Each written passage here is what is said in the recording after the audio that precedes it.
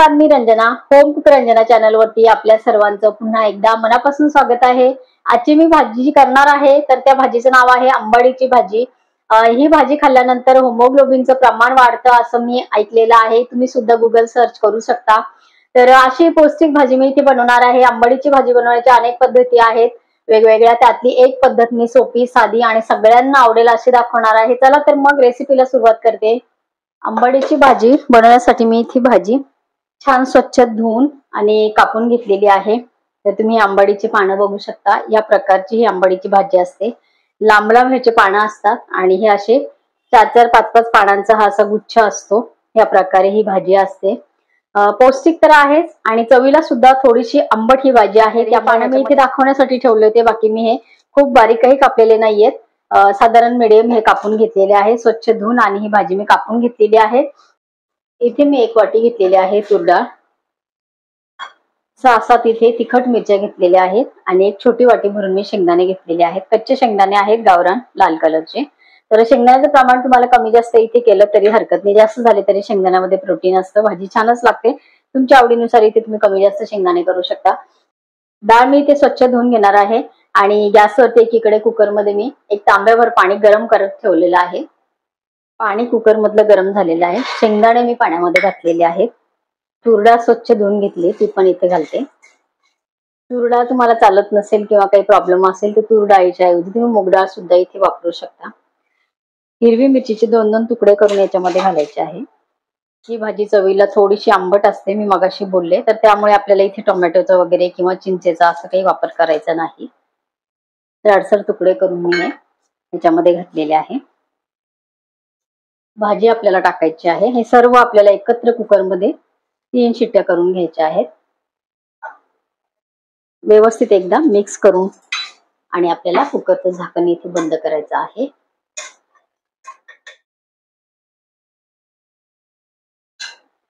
थोडंसं तेल घालणार आहे. अर्धा टीस्पून फक्त. डाळ छान शिजली जाते. हळद वगैरे याच्यामध्ये घालायची नाही. कुकरचं झाकण लावून आणि आपल्याला 3 शिट्ट्या इथे या भाजीच्या करायच्या आहेत. गॅस फुल केलेला आहे मी.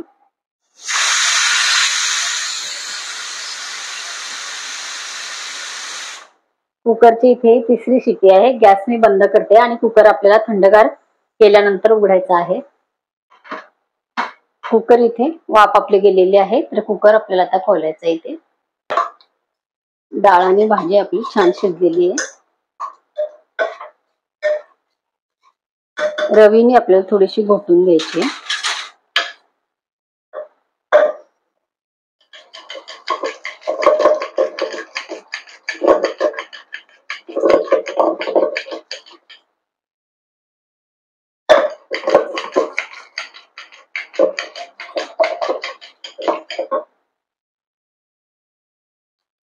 भाजी पातेल्यामध्ये आपण इथे व्यवस्थित घोटून आणि काढून घेतलेली आहे. आता फोडणीची तयारी करायची. 2 चमचे घ्यायचे मला इथे तेल. तेल इथे चांगलं कडक गरम करायचंय. 5-6 इथे लसणाच्या पाकळ्या जाडसर ठेचून घेतलेल्या आहेत. तेल आपलं गरम होतं. भाजीमध्ये आपल्याला आता शिजून घेतलेल्या भाजीमध्ये 2 टीस्पून मी घेते इथे बेसन पीठ. चण्याचे पीठ आपल्याला इथे घ्यायचं आहे. म्हणजे हरभऱ्याच्या डाळीचं दळलेलं जे पीठ असतं आपण घरी वापरतो ते पीठ मी इथे घेतलेलं आहे.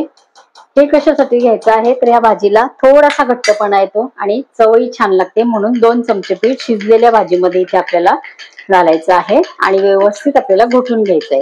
भाजी जास्त प्रमाणामध्ये असेल तर एखादा अर्धा चमचा तुम्ही अजून वाढवलं तरी चालेल आणि यापेक्षा जर कमी भाजी असेल तर 1 चमचा बेसन पीठ घेऊन आणि यामध्ये छान मिक्स करायचं आहे.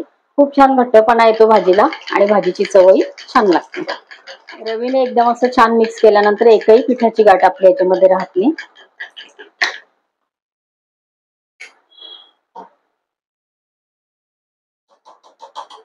कडकडीत गरम झालेला आहे.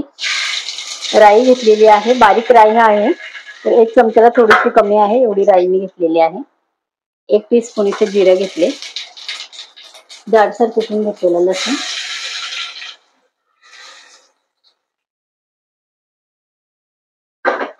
चिमटीवर घालायचं आहे हिंग.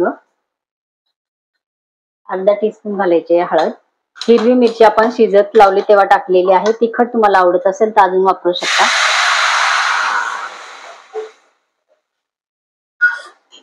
फोडणी आपल्याला कडक तेल देऊनच करायचे आहे. त्याचा खमंग लसणाचा स्वाद, जिरा राई खमंग तडतडलेली असेल तर भाजीमध्ये वास येतो आणि चवीला छान लागते.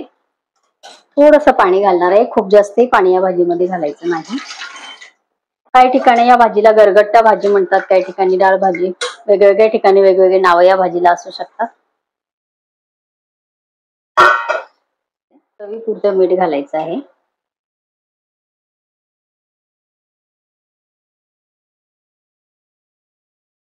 खळखळून आपल्याला एक उकळी या भाजीला घ्यायची. भाजीला खळखळून उकळी आलेली आहे.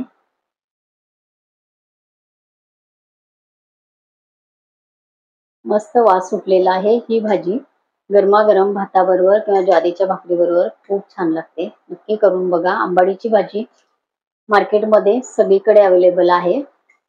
नक्की घेऊन एकदा ही भाजी अशा प्रकारे करून बघा. प्रोटीनसाठी शेंगदाणे भरपूर आहे त्या भाजीमध्ये. छान टेस्ट त्या भाजीची लागते.